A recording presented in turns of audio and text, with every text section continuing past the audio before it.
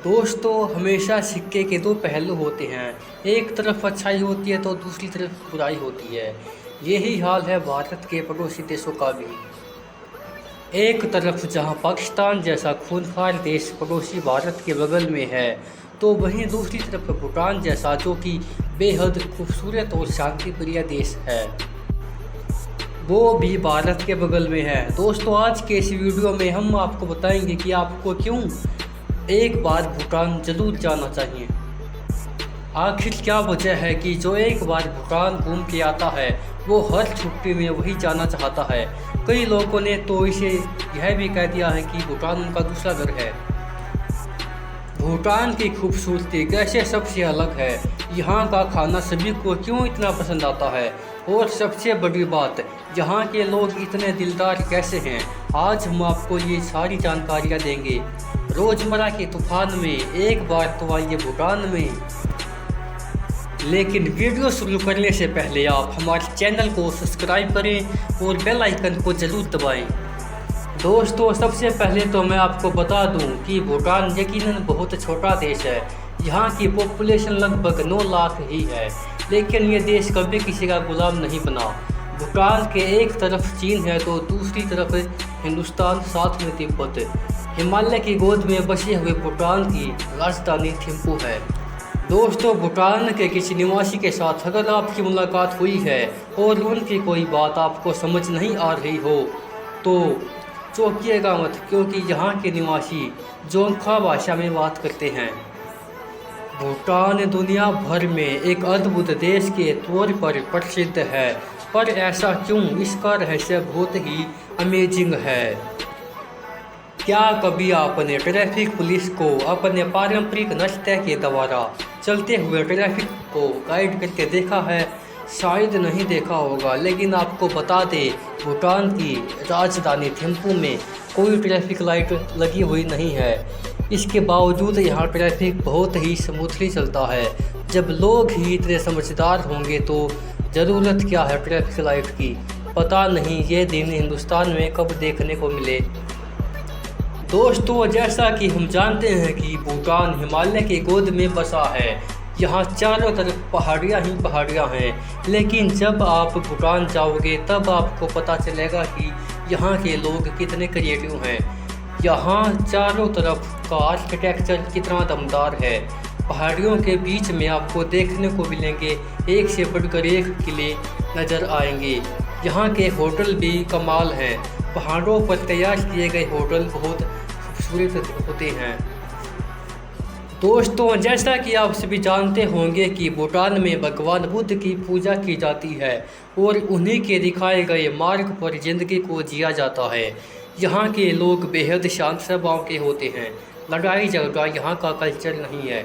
साथ ही आपको बता दूँ, भूटान के लोग डांस को बहुत पसंद करते हैं। यहाँ हर किस्म के फंक्शन को नाच गाने के साथ सेलिब्रेट किया जाता है। जब यहाँ के लोकल लोग डांस परफॉर्मेंस देते हैं तो टूरिस्ट देखते रह जाते हैं। यहाँ लड़के हो या लड़की, एक से अधिक शादी कर सकते हैं। आई थिंक ये मेरे दोस्त के लिए अच्छी जगह होगी। दोस्तों, सैलानियों के बीच भूटान अपनी प्राकृतिक खूबसूरती और स्वादिष्ट भोजन के लिए जाना जाता है। ये देश सैलानियों को कई रहस्यमय चीज़ों से रूबरू कराता है। अगर आप भूटान की सैर करना चाहते हैं तो एक अच्छी खबर ये है कि भूटान जाने के लिए आपको पासपोर्ट की कोई भी आवश्यकता नहीं होती, परमिट लेना जरूर पड़ता है। इसकी एक वजह यह भी है कि भूटान की अपनी कोई अलग सेना नहीं है। इस देश की सुरक्षा की जिम्मेदारी भारत की है। दोस्तों, चलिए अब आपको दिखाते हैं भूटान की वो सारी जगह जहां जाकर आपका मन सुकून से भर जाएगा। नंबर 1, चेलेला पास। ये भूटान की सबसे ऊंची चोटी है जहां आप गाड़ियों की सहायता से जा सकते हैं। इसकी ऊंचाई 3810 मीटर है। यहाँ जब आप पहुँचते हैं तो आपको ऐसा लगेगा कि आप किसी और दुनिया में आ गए हैं। शानदार नज़ारों के साथ ये बहुत ही खूबसूरत नज़र आता है। बर्फ़ से ढकी चोटियाँ, आसपास छोटे छोटे घर, हरी भरी वादियाँ, सैलानियों को और क्या चाहिए इससे ज़्यादा। जब भी कोई भूटान जाता है इस जगह को मिस नहीं करता। यहाँ के बारे में तो ये भी कहा जाता है कि ये दुनिया की सबसे खूबसूरत जगहों में से एक है। इसके आसपास ही आपको बहुत सारे होटल मिल जाएंगे, जहाँ चाहें वहाँ आप रुक सकते हैं। यहाँ से सनराइज का नज़ारा बहुत ही अच्छा नज़र आता है। तो दोस्तों, जब भी आप भूटान जाएं, यहाँ तो ज़रूर ही विजिट कर लें एक बार। Number 2, Tiger Nest Monastery. Tiger Nest Monastery Bhutan के प्रमुख पर्यटक स्थलों में से एक है। कई सौ साल पहले इस पुराने मोनेस्ट्री का निर्माण सन 1992 में करवाया गया था। कहते हैं कि यहाँ पर गुरु पद्म संभवा यहाँ 3 साल 3 महीने 3 हफ्ते 3 दिन और 3 घंटे तक ध्यान में लीन थे। जब आप यहाँ आते हैं तो आपको अलग ही सुकून मिलता है। यहाँ आकर लोग घंटों तक ध्यान करते हैं। पहाड़ों के बीच बना हुआ ये मोनेस्ट्री बहुत ही खूबसूरत नज़र आता है। हालांकि पहाड़ों के बीच से निकलकर यहाँ तक आना आसान नहीं है। यहाँ छोटे छोटे बच्चों को भौतिक शिक्षा दी जाती है और यहाँ भगवान बुद्ध के दर्शाए गए मार्ग पर चलने की जानकारी दी जाती है। नंबर 3, बैक्स्टा दुंगस्ते टेम्पल। दुनिया के सबसे खूबसूरत मंदिरों में से एक माना जाता है। इसे सन 1421 में बनवाया गया था। इस मंदिर की जितनी तारीफ की जाए उतनी कम है। बौद्ध स्टाइल से तैयार किया गया ये मंदिर यकीनन बहुत अट्रैक्टिव है। ये मंदिर बाहर से देखने पर जितना कलरफुल लगता है, अंदर से ये उतना ही खूबसूरत है।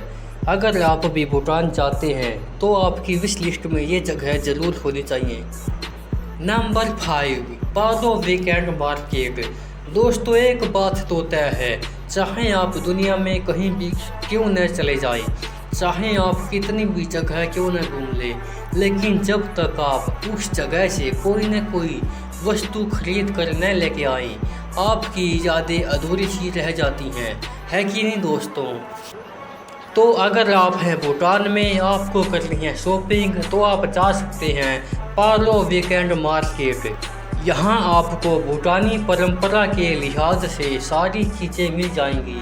यहाँ आपको यकीनन मज़ा ही आ जाएगा। आप इस मार्केट को एंजॉय करने वाले हैं।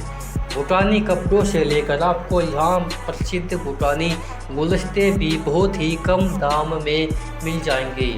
वैसे दोस्तों, आपको बता दूँ, भूटान में गर्म कपड़े बहुत ही मिलते हैं और इनकी क्वालिटी भी काफ़ी अच्छी होती है। तो आपको चाहिए कम दाम में ज़बरदस्त चीज़ें, तो आप कर सकते हैं पारो वीकेंड में शॉपिंग, बिंदास शॉपिंग। तो दबा के कीजिए शॉपिंग और दबा के कीजिए लाइक हमारी वीडियो को। नंबर 6, जोरी दजोंग फोर्ट। यह घाटी भूटान की सबसे प्यारी और छोटी सी जगह है। इस जगह आपको अपने साथी के साथ ज़रूर जाना चाहिए, क्योंकि ये जगह रोमांटिक जगहों में से एक माना जाता है। यहाँ 5 मंजिल का एक नुकीला एक ढांचा है, जिसे पुराने समय में बनाया गया था और आज भी वो 2 दीवारों और एक पुल के द्वारा सुरक्षित खड़ा है। ये जगह भूटान में घूमने के लिए सबसे अच्छी जगहों में से एक है। यहाँ जाने के लिए आपको एक टिकट लेना होता है। यहाँ आप अपने साथी के साथ भूटानी खाने का लुत्फ़ उठा सकते हैं। तो दोस्तों, जब भी आप भूटान की यात्रा करें तो जोरी दजोंग फोर्ट जाना कभी न भूलें। नंबर 7, भूटान में करें ट्रैकिंग। दोस्तों, अगर आप ट्रैकिंग के शौकीन हैं तो भूटान आपके लिए परफेक्ट है। भूटान में ट्रैकिंग का अपना अलग ही मज़ा है। यहाँ हिमालय के पहाड़ों में ट्रैकिंग किसी एडवेंचर से कम नहीं है।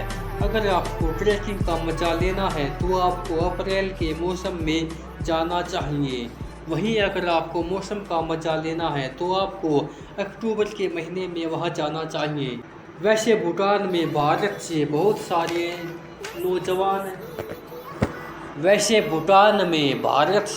सारे यंगस्टर सिर्फ और सिर्फ ट्रैकिंग करने के लिए ही जाते हैं। ऊंची ऊंची पहाड़ियों पर ट्रैकिंग करना, टेंट लगाकर वहां पर रुकना, रात में आग जलाकर खाना तैयार करना, दोस्तों के साथ मिलकर रात को यादगार बनाना। इससे ज़्यादा आपको क्या चाहिए किसी छुट्टी वाले डेस्टिनेशन में। If you like our video, then subscribe our channel and smash the bell icon.